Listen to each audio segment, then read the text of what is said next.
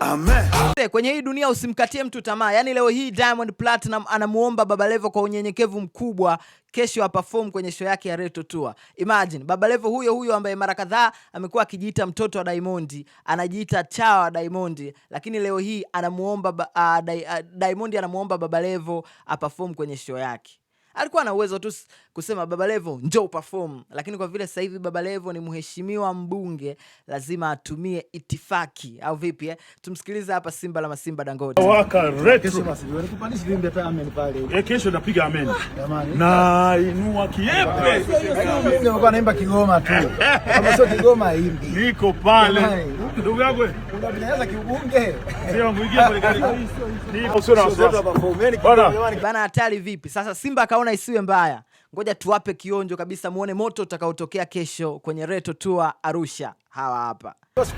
Baba yetu wa mbinguni, amen. Jina lako litukuzwe, amen. Utakalo lifanyike, amen. Arusha kama mbinguni.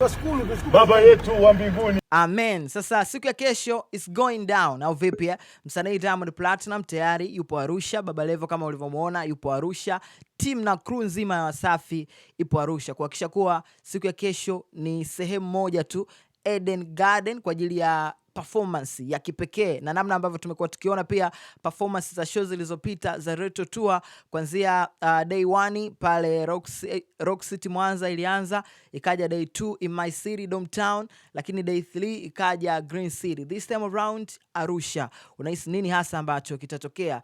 Don't get it twisted. Mimi nipo hapa kukupa story mob kuhusiana na show nzima ya Reto Tour ya msanii Diamond Platinum siku ya kesho, lakini pia nitakujuza na nitafanya coverage ya matukio yote.